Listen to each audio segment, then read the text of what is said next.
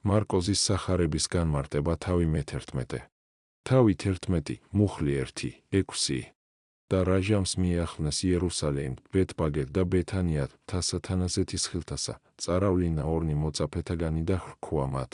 წარვედით დაბასა მაგას, რომელ არს წინაშე თქვენსა და შერაიხვიდოდით მასშინა. ბოთ კიცვი დაბმული, რომელსა კაცი არღა დაჯდომილარს, ახსენით იგი და მომგუარეთ. და უკვე თუ ვინმე გრქვას რაი თქვენ, არ ქუთ ვითარმეთ, უფალსა ოხმს ეგე და მეხსეულად მოავლინოს იგი აქა. ხოლო იგინი წარვიდეს და პოვეს კიცვი იგი დაბმული კართა თანაგარეშე შესავალთა და ახსნეს იგი. ხოლო მუნ მდგომარენი ვინმე ეტყოდეს მათ, რას ახსამთ და ახსნით კიცვსა მაგას. ხოლო მათ ხრქვეს, ვითარცა იგი უბრძანა მათ იესულ და მიუტევეს მათ. იესო ხშირად შედიოდა იერუსალიმში სხვა დროსაც, მაგრამ არასოდეს შესულა ასეთი დიდებით, როგორიც ახლა.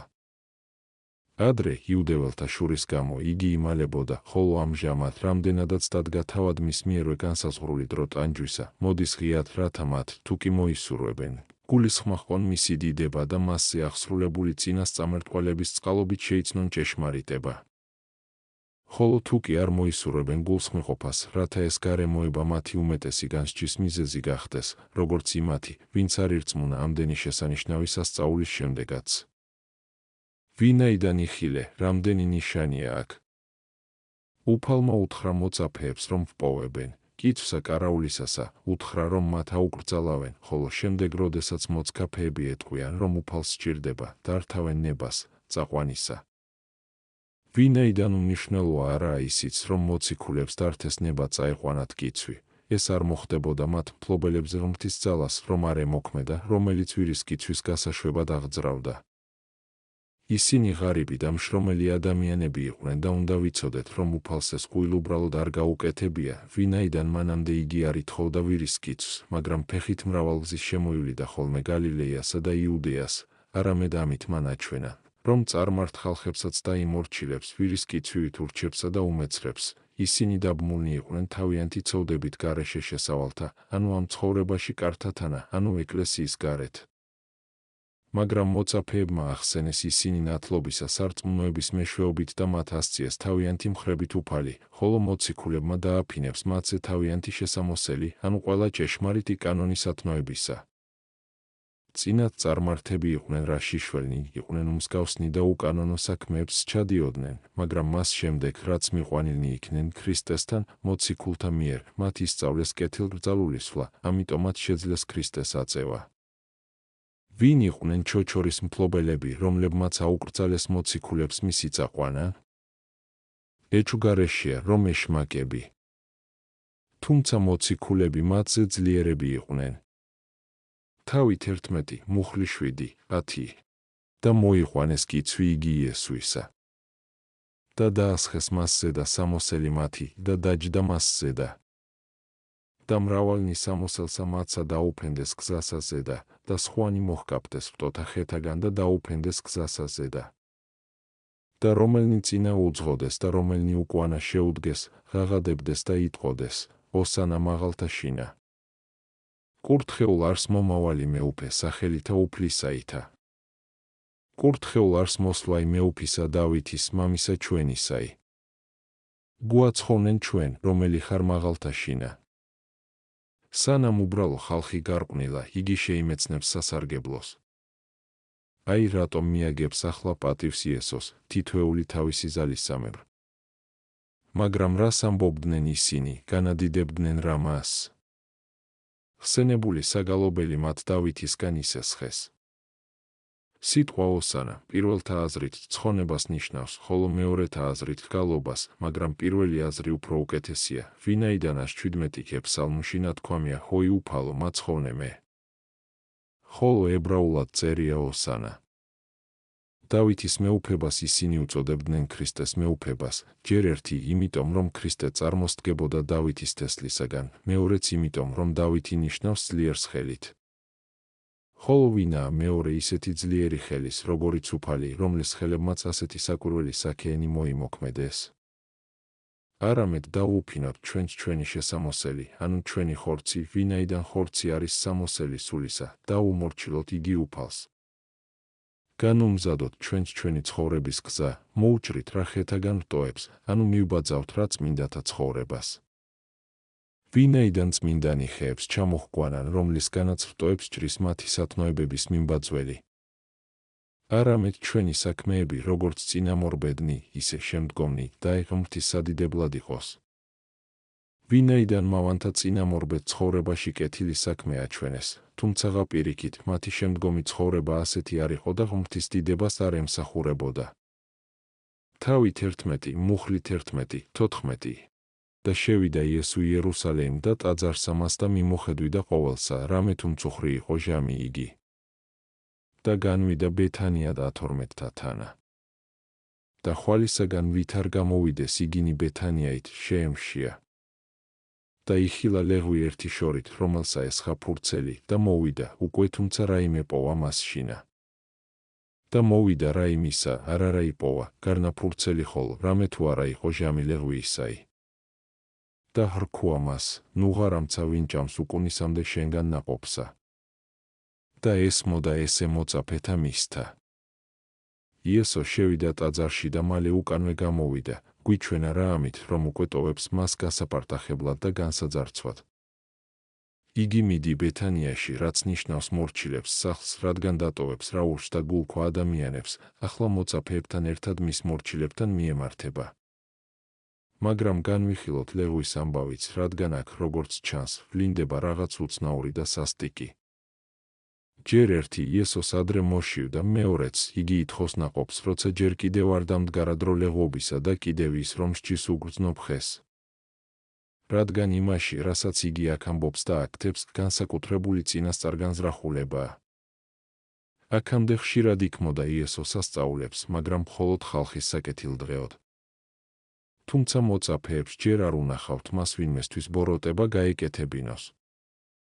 ახლა რათა უჩვენოს მოწაფეებს, რომ მას დასჯაც შეუძლია და თუ კი მოისურვებს, შეუძლია 1 საათი დაღუპოს მისი ჯვარცმის მსურველნი, იგი თავის ძალას უგრძნობ ხეზე გვიჩვენებს. და სასწაული იყო მართლაც დიდი იმით, რომ ასეთი წვნიანი ხემყისიერად გახმა. რადგანაც ლეღვი თითქმის ყველა ხეზე უფრო წვნიანია. ხოლო ის, რომ მას დილით ადრე მოშივდა, ეს მან თავისი სხეული განსაკუთრებული წინასწარგანზრახულებით მიუშვა და ნაყოფს დროზე ადრე ეძიაბეს იმ მიზნით, რათა როგორც ზემოთ ვთქვი, უჩვენოს მოწაფეებს, რომ მას დასჯაც შეუძლია. ეს ლეღვის ხე კი ამსთან ერთად იყო სახე იუდეველთა სინაგოგისა, რომელსაც მხოლოდ ფოთლები ჰქონდა, ანუ სჯული, რომელიც მარტო ჩრდილს იძლეოდა, ხოლო ნაყოფი მათ სულაც არ ჰქონდათ. მაგრამ იესოს მათი ცხონება მოშივდა. იგი ამბობს, ჩემი წამადი არს, რათა ყონება იმომავლინებელისაი ჩემისაი, ხოლო ეს ღმრთის ნება იმაში მდგომარეობს, რომ მოაქციოს ცოდვილნი. რამდენადაც სინაგოგას არ ჰქონდა ნაყოფი, იგი დაწყვეტილი იქნა და განხმა, აღარც წარმოუშვია რა, ამის შემდეგ თავის წიაღში, აღარც წინასწარმეტყველნი და აღარც მოძღვარნი. თავით 11, მუხლით 15:18 და მოვიდეს იერუსალიმ და შევიდა იესო ტაძარს ამას და იწყო გამოსხმად გამსყიდელთა მათ და მომსყიდელთა მიერ ტაძრით და ტაბლები იგი მეკერმეთაი მათ და დასასხდომელები იგი მსყიდელთაი მათ ტრედისათაი დაუმხოა. და არა უტევებდა, რაითა განვინმე იღოს ჩურჩელი მიერ ტაძრით.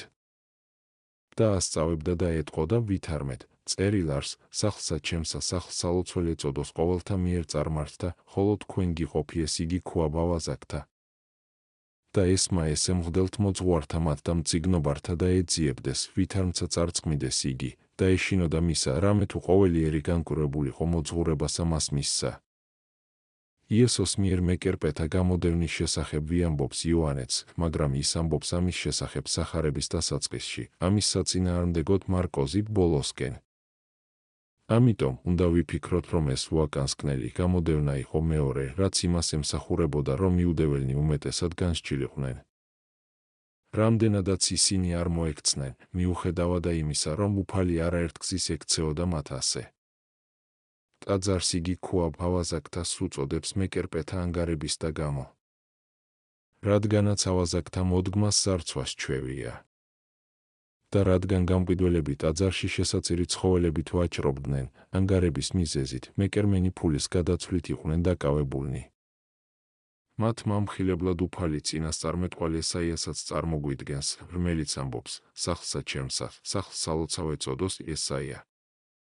46:7 ვილოცოთ, რომ ჩვენც არ გაგვაძევონ ეკლესიიდან. რადგან მრავალნი დადიან ჩვენს დროშიც ეკლესიაში იმისთვის, რომ გაყიდონ კეთილი და იყიდონ მდარე. არიან ისეთებიც, რომლებიც აწყობენ და მართავენ რა საეკლესიო საქმეებს, აქვთ მაგიდები, ფულით სავსე, ისინი ყველაფერს ანგარების გამო აკეთებენ. ემხობა აგრეთვე მტრედებთა გამყიდველი დასაჯდომლები, ანუ მთავარ ეპისკოპოსთა ტახტები, რომლებიც სულიერი შესაწირავით ვაჭრობენ, ვინაიდან მტრედი არის სახესული წმიდისა. და იქ განაგდოს უფალმა ამგვარი ეპისკოპოსი ეპისკოპოსობისაგან, რადგან წყეულია ის, ვინც ხელს დაასხამს ფულის გამო, ამის მსგავსად ყიდის მტრედს ისიც, ვინც მიჰყიდის ეშმაკს მადლსა და სიწმინდეს, რომელიც ნათლისღებით მიიღო. ამიტომაც განიგდება იგი ეკლესიიდან. თავით 11, მუხლი 19:23 და ვითარცა იყო მწუხრი, განვიდოდა გარეშე ქალაქსა. და ვითარცა თანაწარხვიდოდეს განთიად, იხილეს ლეღვი იგი განხმელი ძირითაგან. და მოეხსენა პეტრეს და hrქვა მას: რაბი, აჰა ლეღვი იგი, რომელსაც წევე განხმა. მიუგო იესო და hrქვა მათ: გაქონდინ სარწმუნოება ღმრთისაი. ამენ გეტყვით თქვენ, ვითარმეთ, რომელმან hrქვას მთასა ამას, აღიფხვარ და შთავარდი ზღვად. და არა შეორგულდეს გულსათვისა, არამედ ხრწმენეს, რამე თუ რომელი თქვას, იქმნეს და იყოს ეგრე. მართალია მათი ამბობს, რომ ლეღვის ხემყისიერად გახმა და რომ მოწაფეებმა, როდესაც ეს იხილეს გაუკვირდათ, მაგრამ შენ ნუ შეწბუნდები, გემის რა ახლა მარკოზისგან, რომ მათ იხილეს გამხმარი ლეღვის ხე უკვე მეორე დღეს. მათ ეს მიერთქმული უნდა გავიგოთ ასე, და განხმა ლეღვი იგი მეხსეულად აქ შეჩერდი, შემდეგ კი წაიკითხე, ვითარცა იხილეს მოწაფეთა და უკვირდა. როდის იხილეს? არა მაშინათვე, არამედ მეორე დღეს, ვისაც ასე ესმის, მას არანაირი გაუგებრობა არ შეეხვდება. და აკვირდი, როგორ გვევლინება აქ ქრისტე ღმერთად. რამე თუ წინასწარმეტყველთა პირით უფალი ამბობს, წინასწარმეტყველება ეზეკიელისა 17:24. მაგრამ განკვირდი ღმრთის კაცთმოყვარობით იმაში, რომ ჩვენც, ღმრთისადმი მსგავსებულ, რწმენის მეშვეობით გვაძლევს სასწაულთ მოქმედ ძალას, რომელიც თავად მას ეკუთვნის ბუნებით. ისე, რომ ჩვენ შეგვიძლია მთებიც კი გადავდგათ. მთას, სულიერი აზრით არის ამპარტავანი გონება, რომელი ხმაღლოის და ჯიუტობს. ამიტომაც, ვინც ხედავს თავს ამპარტავნის ვნებით ძლეულს, იგი ცდილობს, რა განაგდოს იგი თავისაგან, ღმერთის თანამყოფობა და შეწევნა უნდა ეძიოს. ვინაიდან ისაა ამპარტავანი, ვინც ამბობს, რომ ყველაფერს თავად აკეთებს და არა ღმრთის შეწევნით. ასეთმა ადამიანმა უნდა აუკრძალოს ამ მთას, ანუ ამპარტავნებას და უთხრას, აღიფხვერ ამიერ და შტავარდი ზღვასა, ანუ საერო ადამიანებში, ამა სოფლის ზღვაში რომ ყოფობენ და ურწმუნონი არიან თავად კი დაე, არა შეორგულდეს, ანუ ნუ უარყოფს ღმერთს, ვინაიდან. ამპარტავანი ღმერთს უარყოფს, ამბობს რა, მე არაფრით ვარ დავალებული ღმრთისაგან და არავს არჩიროებ მის შეწევნას. თავით 11, მუხლი 24:26. ამისთვის გეტყვით თქვენ, ყოველსა რომელსა ლოცვასა შინა ითხოვდეთ, გრწმენინ, რამე თუ მოიღოთ და გეყოს თქვენ. და რა ჟამს დგეთ ლოცვასა შინა, მიუტევეთ, უკვე თუ გაქონდეს რაიმე ბოროტივისთვის მე, რაითა მამამანცა თქვენმან, რომელ არსცათა შინა, მოგიტევნე შეწოდებანი თქვენი. ხოლო უკვე თუ თქვენ არა მიუტევნეთ, არცა მამამან თქვენმან, რომელ არსცათა შინა, მოგიტევნე შეწოდებანი თქვენი. ვისაც მტკიცეთ წამს, იგი თავის გულს ღმრთისაკენ მიაქცევს და დავითის სიტყვებით ვიტყვი, განფენს თავის სულს ღმრთის წინაშე, ხოლო ის, ვინ სულით ღმრთისკენ მიიქცევა, მას შეურთდება და მისი გული, განხურვებულია რა, მადლით, რწმუნდება, რომ მიიღებს იმას, რასაც ითხოვს. ვისაც ეს განუცდია, ის მიხვდება. მე კი ვფიქრობ, რომ ეს ყველას განუცდია, ვინც ცოტათი მაინც ყვადრეებიანია. ამიტომაც ამბობს უფალი, რომ ყველაფერს მიიღებთ, რასაც რწმენით ითხოვთ. მორწმუნოს ყველაფერს აძლევს ღმერთი, როდესაც იგი ცრემლით წარმოს თქამს ღმრთის წინაშე ყველა სურვილს ლოცვისას და თითქოს და ფეხებში ჩავარდნია მეუფეს. გსურს სხვა გზითაც მიიღო ის, რასაც ითხოვ? შეუნდე შენს ძმას, თუ კი მან შესწოდა რაიმეში შენს წინაშე. ხედავ რა ადვილია მიიღო უფლის წაყლობა. თავით 11, მუხლი 27, 33 და მოვიდეს კვალად იერუსალიმდ. და ვითარცა იქცეოდა იგი ტაძარსა მასშინა, მოვიდეს მის ამღვდელთმოძღვარნი იგი და მწიგნობარნი და მოხუცებულნი. და ეტყოდეს მას, რომლითა ხელმწიფებითა იქ მამას, და ვინ მოგცა შენ ხელმწიფება ესე, რამე თუ ამას იქ მოდი.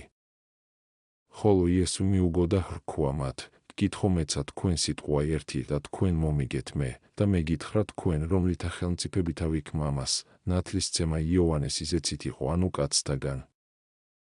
მითხართ მე. ხოლო იგინი განიზრახვიდეს თვისაგან და იტყოდეს, უკვე თუ ვთქვათ, ზეცით იყო გურქვას ჩვენ, რა ისათვის უკვე არ აგრწმენა მისი. და უკვე თუ ვთქვათ, კაცთაგან გვეშინის ერისა ამის, რამე თუ ყოველთა იცოდეს იოანე, ვითარმე ჭეშმარიტად წინაისწარმეტყველი იყო. და მიუგეს და hrქვეს მათ იესოს, არა ვიცით. და მიუგო მათ იესო და hrქვა, არცა მეგითხრა თქვენ რომლითა ხელმწიფებითა ამას ვიქმ. განრისხებულნი იმის გამო, რომ ქრისტემ ტაძრიდან განდევნა მეკერმენი, ისინი მოდიან მასთან კითხვით, რომელთა ხელმწიფებითა იქ მამას, თითქოს და დაციმით ეუბნებიან, ვინ ხარ რომ ამას აკეთებ? განა შენ ხარ დადგინებულ მოძღვრად? განა მღვდელმტავრად ხარ ხელდასხმული, ეუბნებიან რა ამას, ცდილობენ გაჭირვებაში ჩააგდონ, რათა დაიჭირონ იგი სიტყვაში. მას რომ ეთქვა, მე ამას ჩემი ხელმწიფებით ვიქმ, ისინი ქვებით ჩაქოლავდნენ, როგორც ღმრთის წინააღმდგომს, ხოლო რომ ეთქვა, ვიქმ ამას ღმრთის ძალით, ასეთ შემთხვევაში მათ შეეძლოთ ხალხი ჩამოეცილებინათ მისგან, რამდენადაც იგი თავს ღმერთად აღიარებდა. მაგრამ უფალი უმიზეზოდ არ სთავაზობს მათ კითხვას იოანეზე და ყოველგვარი ეშმაკობის გარეშე. არამედ რადგან იოანე მოწმობდა მასზე, ის ეკითხება კიდეც ბოროტ იუდეველებს იოანეზე. ვინაიდან თუ კი ისინი აღიარებდნენ იოანეს ღმრთის მიერ წარმოგზავნილად, მაშინ იძულებულნი იქნებოდნენ მიეღოთ იოანეს მოწმობაც ქრისტეზე. ხოლო რამდენადაც მათ არ შეეძლოს რაიმე ეპასუხათ, იგი კიდევ უფრო მეტად რომ დაანდაბლოს ისინი, ეუბნება, არცა მეგითხრათ თქვენ, არ უთქვამს, მე არ ვიცი რა გიპასუხოთ თქვენ, არამედ არც მეგითხრათ თქვენ, ანუ, რამდენადაც თქვენ ღვარძლიანობთ, არც მე გხდით პასუხის ღირსად.